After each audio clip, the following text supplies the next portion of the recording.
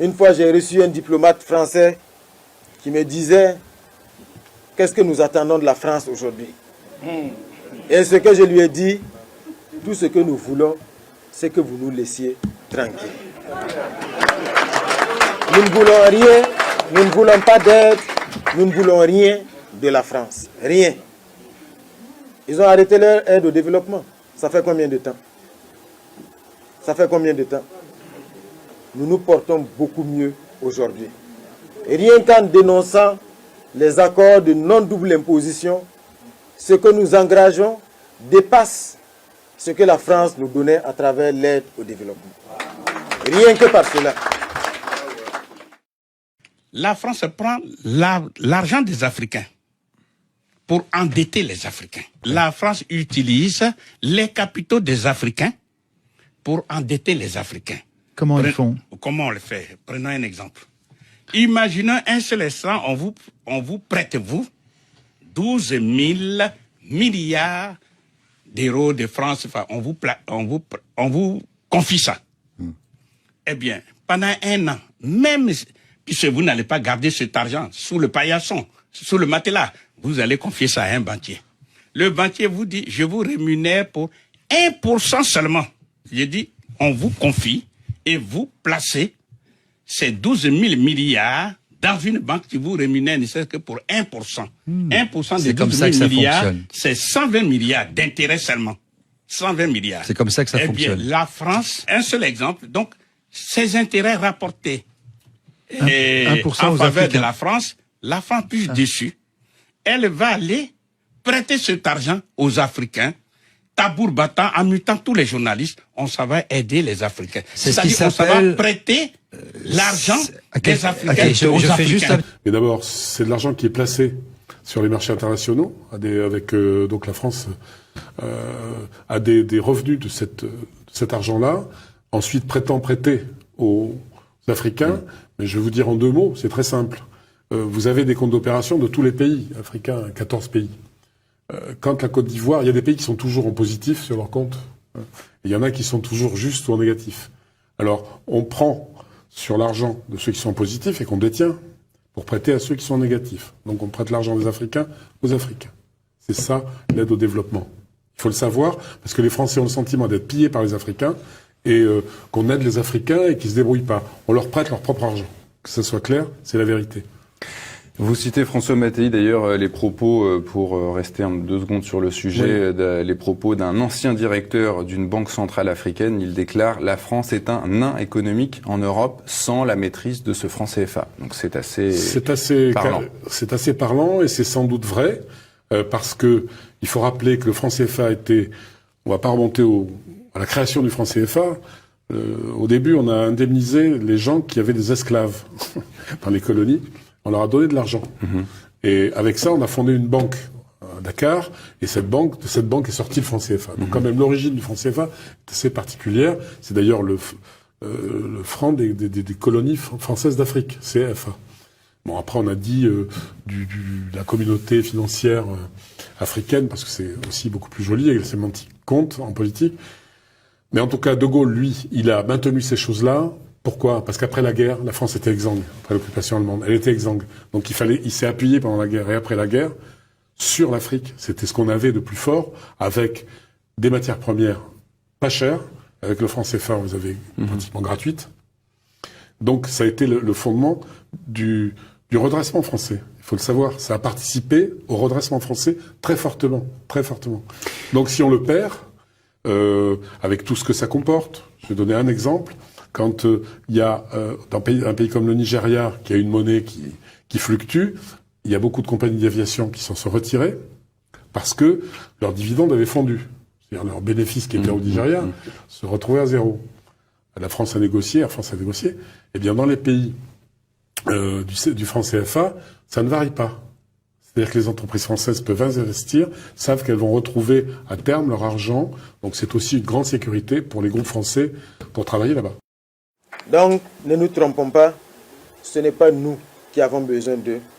C'est eux qui ont besoin de nous et de nos ressources. Ils ont besoin de nos ressources sans nous. Ils ont besoin de nos ressources mais ils n'ont pas besoin de nous. Nous l'avons compris. Et donc aujourd'hui, comme je dis, nous sommes dans cette dynamique. C'est le combat des Burkinabés de l'intérieur, c'est le combat des Burkinabés de la diaspora. Donc le message que j'ai à votre endroit, c'est vous transmettre les encouragements du chef de l'État.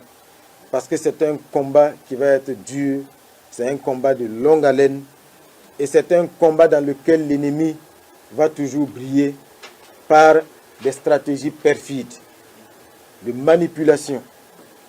Donc il faut que nous restions vigilants. C'est extrêmement important et nous sommes convaincus que nous allons y arriver parce que nous sommes les dignes fils du pays des hommes intègres. La patrie ou la mort. Première question pour vous, Christian Combon, puisque on a vu ce matin ces échanges très nourris justement avec vos homologues à travers l'Europe, mais aussi en Afrique. Quels sont les enseignements qu'avez-vous retenus?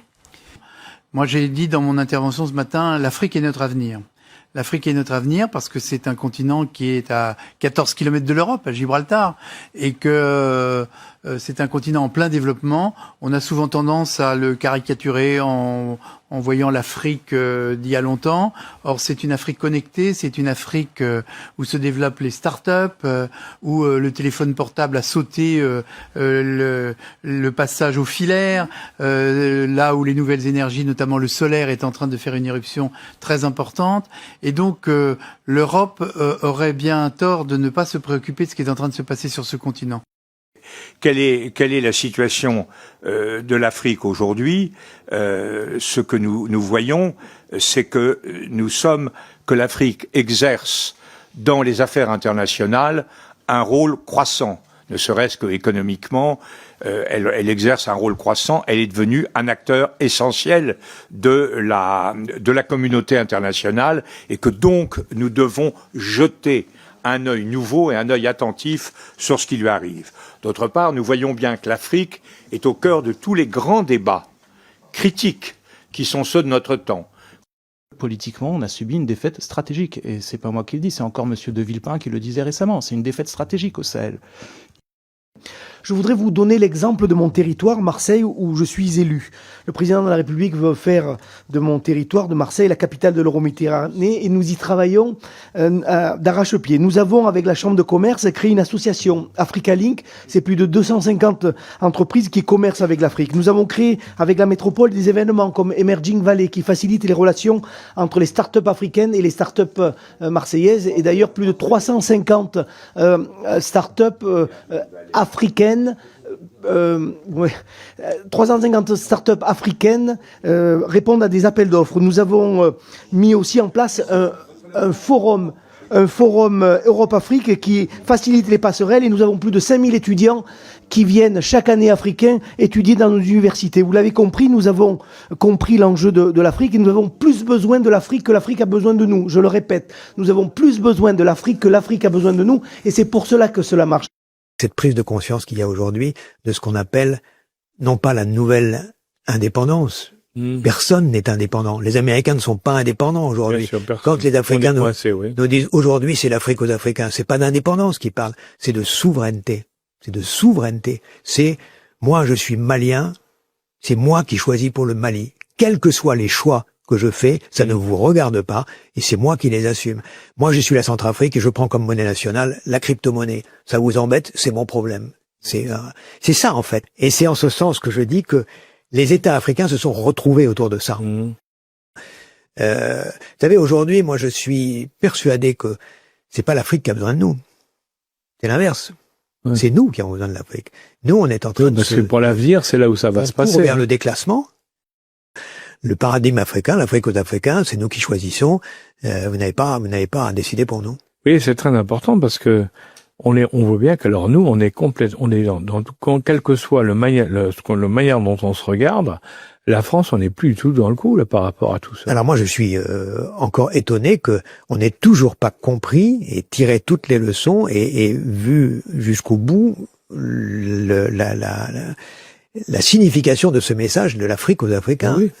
Il faut vraiment en tenir compte. C'est une donnée de base aujourd'hui sans laquelle on ne peut plus être présent en Afrique. Par ce choix de souveraineté des Africains, elle est devenue concurrentielle. Personne ne s'y est trompé, tout le monde y est. Mais maintenant, tout le monde est sur la même ligne de départ. Il n'y a plus de fait acquis, il n'y a plus de au nom de l'histoire partagée. On est tous sur la même ligne de départ. Qu'est-ce que vous avez à m'offrir? C'est moi qui choisis. Le problème, c'est qu'il faut on s'accroche, nous, parce que pour le moment, on est à côté. Hein, c'est ce qu'on peut dire. Hein. Je ne l'aurais pas mieux dit, mon cher Alain, je n'aurais pas mieux dit. Voilà. Dans un rapport récent de la défense française, le panafricanisme est décrit comme un ennemi de la France et du XXIe siècle. C'est qu'ils ont compris que ce n'est que dans ces rangs qu'on refuse l'Afrique sans les Africains, l'Afrique des ressources. Ils ont compris qu'il s'agit là du dernier espace de résistance contre la compradorisation, c'est-à-dire le fait que la subordination de nos élites est tout ce qu'on réserve à nos États.